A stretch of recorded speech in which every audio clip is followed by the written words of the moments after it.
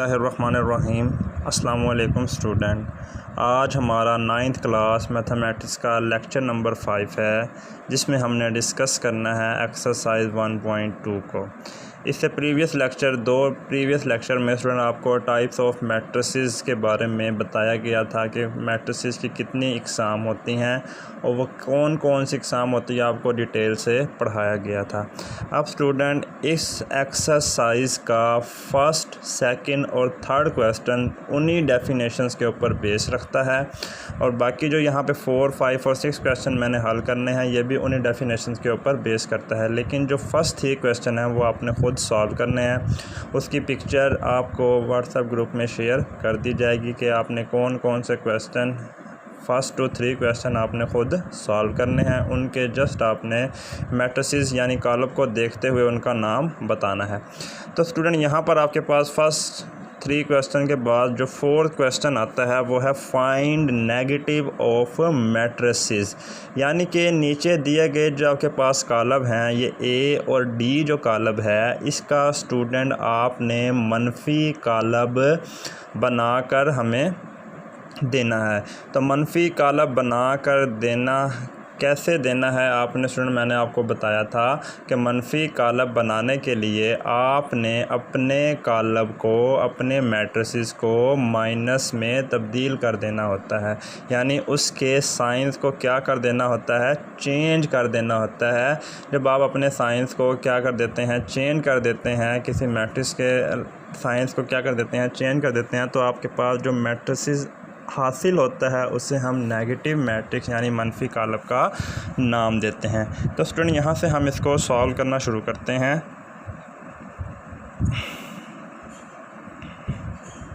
इसका हल क्या होगा?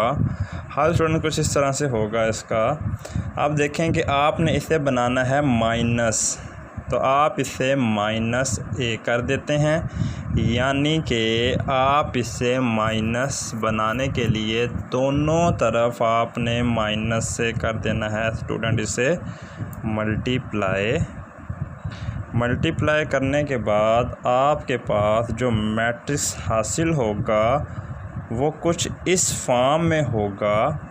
पहला स्टेप आपने क्या किया स्टूडेंट, यहाँ पे माइनस लिख दिया, यहाँ भी माइनस और यहाँ भी माइनस, और साथ में आपने उस ए की वैल्यू लिख दी। अब दूसरा स्टेप स्टूडेंट आपके पास ये होगा कि आपने इस माइनस को इस वैल्यू के साथ, इस माइनस को इस वैल्यू के साथ और इस माइनस को इस वैल्यू के साथ मल्टीप्लाई करवाना है, ताकि इनके साइंस क्या हो जाएँ, चेंज हो जाएँ। स्टूडेंट ये वाला आपके पास आ गया 1 प्लस था, तो ये क्या बन गया -1। 0 के साथ आप माइनस लिखें या ना लिखें, इस पे फ़र्क नहीं पड़ता। तो स्टूडेंट ये माइनस है और ये माइनस और माइनस ये क्या हो जाएंगे, प्लस। तो यहाँ पर स्टूडेंट आपके पास क्या आ जाएगा, 1। तो इस तरह जो मैट्रिसेस आपके पास हासिल हुआ उसे हम कहेंगे कि ये आपके पास क्या बन गया, इसका आंसर आ गया। इस तरह आप अपने नेगेटिव मैट्रिक्स को इस तरह फाइंड आउट कर सकते हैं। हमारे पास नेक्स्ट क्वेश्चन है, इसी क्वेश्चन का सेकंड पार्ट है हमारे पास डी। इसको स्टूडेंट इसको भी हमने नेगेटिव मैट्रिक्स के तरीक़ा से क्या करना है, हल करना है। तो स्टूडेंट मैट्रिक्स है आपके पास D = -3, 2, -4 और 5। तो पहला स्टेप आपने स्टूडेंट वैसे ही लेना है, आपने इसका लेना है -D, यानी कि इसके साथ आपने लिख देना है माइनस, और माइनस का आपने स्टूडेंट ले लेना है एक मैट्रिक्स, और वो मैट्रिक्स क्या होगा, -3, -4, 2 और 5। ये स्टूडेंट आपके पास आ गया मैट्रिक्स। अब आपने इसका आंसर फाइंड आउट करना है। तो आंसर फाइंड आउट करने के लिए आपको बताया है कि आपने इस माइनस को अंदर तमाम वैल्यूज़ से क्या कर देना है, इस माइनस को अंदर तमाम वैल्यू से मल्टीप्लाई करवा कर लिखना है। तो ये माइनस जब इस माइनस से मल्टीप्लाई होगा तो ये प्लस का 3 हो जाएगा। ये माइनस जब इस 2 से मल्टीप्लाई होगा तो ये माइनस का 2 हो जाएगा। ये माइनस जब इस माइनस से मल्टीप्लाई होगा तो ये प्लस का 4 हो जाएगा। ये माइनस जब इस 5 से मल्टीप्लाई होगा तो ये माइनस का 5 स्टूडेंट बन जाएगा। इस तरह आपके पास जो मैट्रिसेस हासिल होगा वो नेगेटिव यानी कि मनफी कॉलम स्टूडेंट आपके पास यहाँ से वो हासिल होगा। अब स्टूडेंट दूसरा क्वेश्चन आपके पास आता है इस तरह, अगर आपके पास कोई और भी क्वेश्चन आ जाए जिसका आपने मनफी कॉलम निकालना है तो आप इजीली उस मैट्रिक्स को माइनस से मल्टीप्लाई करवा कर उसका मनफी कॉलम निकाल सकते हैं। अब स्टूडेंट नेक्स्ट क्वेश्चन आपके पास आता है क्वेश्चन नंबर 5, जिसमें वो कहता है फाइंड ट्रांसपोज ऑफ फॉलोइंग, यानी कि जो भी मैट्रिक्स आपको दिए जाएंगे आपने उनका क्या फाइंड आउट करना है, ट्रांसपोज मालूम करना है। तो स्टूडेंट यहाँ पर फर्स्ट क्वेश्चन आपको दिया गया है कि b is equal to 5 1 minus 6, b is equal to 5 1 minus 6। Student आपने यहाँ पर इसका ट्रांसपोज निकालना है। तो ट्रांसपोज निकालने के लिए स्टूडेंट हम इससे सॉल्व करते हैं। तो सॉल्यूशन में सबसे पहला स्टेप क्या होगा,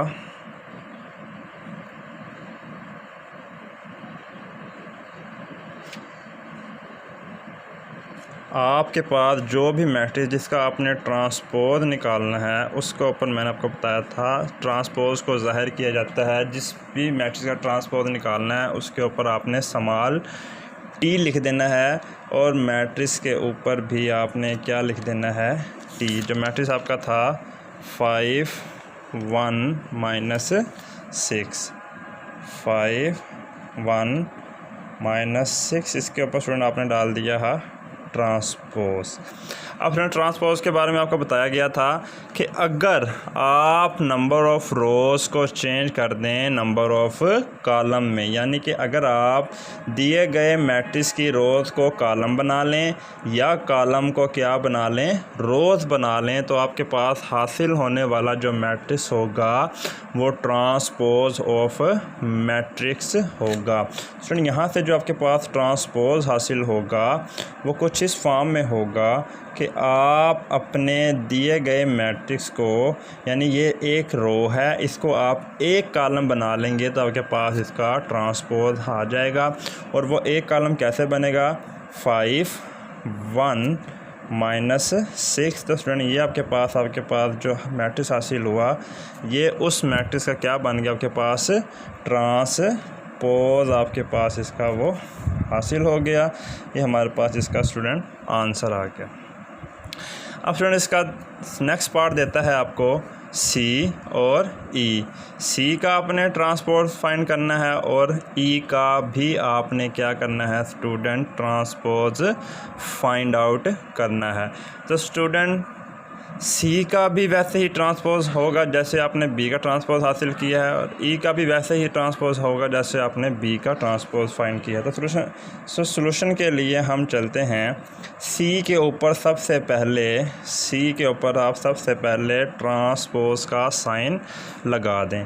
तो ट्रांसपोज का साइन कैसे लगाएंगे, आपने ऊपर इसका स्मॉल t से रिप्रेजेंट करके कॉलम C की तमाम वैल्यू को वैसे ही लिखकर यहाँ पर भी आपने स्टूडेंट इसके ऊपर स्मॉल t लिख देना है।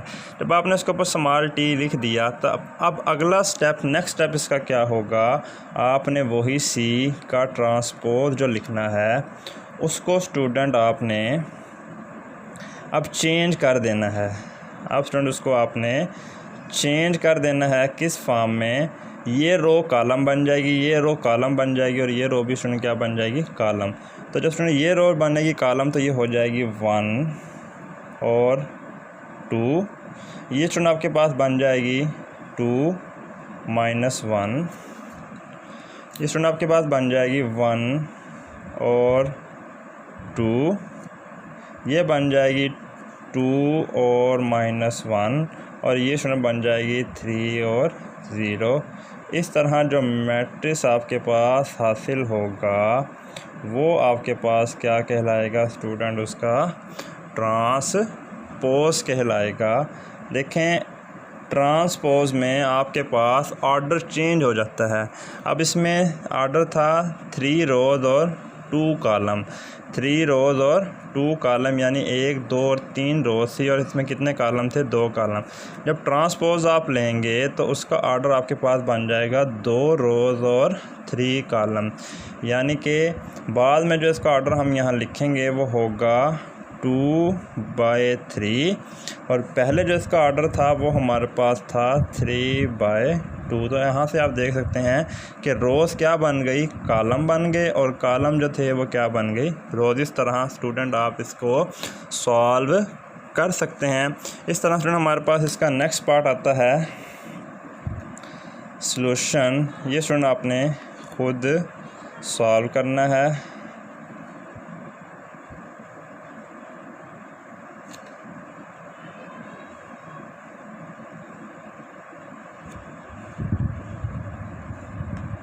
ये स्टूडेंट आपने खुद हल करना है। ये बिल्कुल वैसे ही है जैसे हमने ये पिछला क्वेश्चन किया है। ई के ऊपर आपने ट्रांसपोज डालकर इसकी रोज़ को कॉलम में चेंज कर देना है। तो स्टूडेंट इस एक्सरसाइज का लास्ट क्वेश्चन हमारे पास आता है क्वेश्चन नंबर 6। वो कहता है वेरीफाई डैट, साबित करें या तस्दीक करें इफ़ ए 1201 और बी आपके पास हो 1120। तो स्टूडेंट इसको आप कैसे वेरीफाई करेंगे, इसके नीचे दो पार्ट देता है आपको। वो कहता है अगर ये ए इसके इक्वल हो और बी ये कॉलम हो तो हमें बताएं कि ए का ट्रांसपोज लें, फिर उस ट्रांसपोज का स्टूडेंट आप क्या लें, ट्रांसपोज लें, और आपके पास आंसर क्या आए, ए के इक्वल आए। फिर इसी तरीके से वो कहता है बी का ट्रांसपोज लें और फिर उस ट्रांसपोज का ट्रांसपोज लें, तो आपके पास आंसर क्या आना चाहिए, बी। तो स्टूडेंट हम यहाँ पे फर्स्ट पार्ट को स्टार्ट लेते हैं। फर्स्ट पार्ट हमारे पास है कि ए का ट्रांसपोज इज़ इक्वल होना चाहिए ए के। तो स्टूडेंट हम यहाँ से स्टार्ट लेते हैं लेफ़्ट हैंड साइड। जब आप स्टूडेंट आपने किसी चीज़ को प्रूव करना होता है, किसी क्वेश्चन को प्रूव करना होता है, तो आपके पास दो साइड्स होती हैं, जिसमें आपने लेफ़्ट हैंड साइड को प्रूव करना होता है राइट हैंड साइड के इक्वल। तो लेफ़्ट हैंड साइड में हमारे पास स्टूडेंट सबसे पहले आ जाता है कि ए का ट्रांसपोज का आपने लेना है ट्रांसपोज। तो स्टूडेंट ए के ट्रांसपोज का ट्रांसपोज लेने के लिए आपके पास सबसे पहले ए की वैल्यू गिवन होनी चाहिए। तो ए की वैल्यू वो कहता है 1 2 0 और 1। तो स्टूडेंट ए वो हमें दे देता है, ए वो कहता है कि ए आपके पास है 1 2 0 और 1। ये स्टूडेंट आपके पास ए की उसने हमें वैल्यू दे दी है 1 2 0 और 1। 1 2 0 और 1 स्टूडेंट उसने हमें दे दिया है। अब वो कहता है कि हमें इसका ट्रांसपोज निकाल कर दें। तो ट्रांसपोज निकालने के लिए मैंने आपको बताया था, आपने उस कॉलम के ऊपर एक स्मॉल टी जो रिप्रेजेंट करेगा आप उस कॉलम का ले रहे हैं ट्रांसपोज। तो ट्रांसपोज आपने ये यहाँ पर इसे डिनोट कर दिया स्मॉल टी से। अब स्टूडेंट आप इसकी ट्रांसपोज लेने जा रहे हैं। वो कैसे होगी कि आपने उस कॉलम को, उसकी रोज़ को क्या बना देना है, कॉलम। तो ये रो है, ये स्टूडेंट बन जाएगी कॉलम, और ये रो है, ये स्टूडेंट बन जाएगी कॉलम। तो यहाँ से स्टूडेंट ये आपके पास किसका आंसर आ गया, ए के ट्रांसपोज का। अब स्टूडेंट वो कहता है कि अगर ये ए का ट्रांसपोज है, फिर आप ए के ट्रांसपोज का फिर आप क्या लें, ट्रांसपोज लें। तो आपने स्टूडेंट इस ए के ट्रांसपोज का, इस ए के ट्रांसपोज जो आपके पास आंसर आया है उसका आपने फिर क्या लेना है, ट्रांसपोज लेना है। तो वो ट्रांसपोज कैसे लिया जाएगा, आपने अपने जो आंसर आपने ए का ट्रांसपोज का आंसर निकाला है उसके ऊपर आपने स्मॉल टी लिख दिया। स्मॉल टी लिख देने के बाद आपने स्टूडेंट अब लेना है उसका ट्रांसपोज का ट्रांसपोज। स्टूडेंट अब उसके ट्रांसपोज का ट्रांसपोज जब आपने लिया तो आपके पास आंसर कुछ इस फॉर्म में होगा। अब इसका ट्रांसपोज आप लें, ये रो बन जाएगी आपके पास स्टूडेंट कॉलम, और ये रो बन जाएगी आपके पास स्टूडेंट अदर कॉलम। अब स्टूडेंट अगर आप गौर करें तो ये 1 2 0 और 1 किसके इक्वल था, हमारे पास ए के इक्वल 1 2 0 और 1। तो ये हमारे पास स्टूडेंट किसके इक्वल था, ए के इक्वल, यानी कि अब हम इसे ए के इक्वल पुट कर सकते हैं, तो हमारे पास जो आंसर आया वो इस फॉर्म में आ गया कि ये चीज़ हमारे पास बन गई जो हमें क्या करनी थी, प्रूव करनी थी। हैंस हम यहाँ लिखेंगे hence left hand side is equal to right hand side, और ए का ट्रांसपोज इज़ इक्वल टू ये। यहाँ पे आप उर्दू में भी लिख सकते हैं पस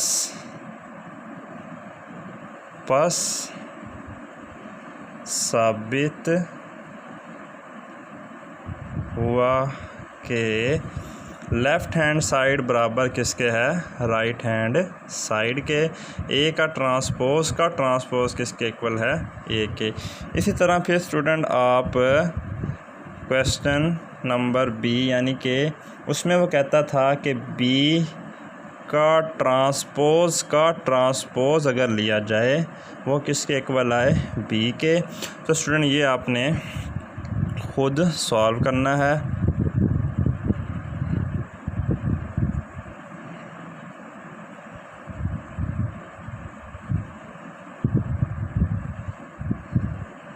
ये आपने खुद सॉल्व करना है बिल्कुल एज इट इज़ है। सबसे पहले आपने बी मैट्रिक्स लिखना है, बी का फिर ट्रांसपोज लेना है, फिर उसका जो आंसर आएगा उसके ट्रांसपोज का फिर आपने ट्रांसपोज यानी बी के ट्रांसपोज का ट्रांसपोज लेंगे, उससे जो आंसर आएगा वो दोबारा किसके इक्वल होगा स्टूडेंट, बी के इक्वल होगा। इस तरह आप अपने इन क्वेश्चंस को सॉल्व कर सकते हैं।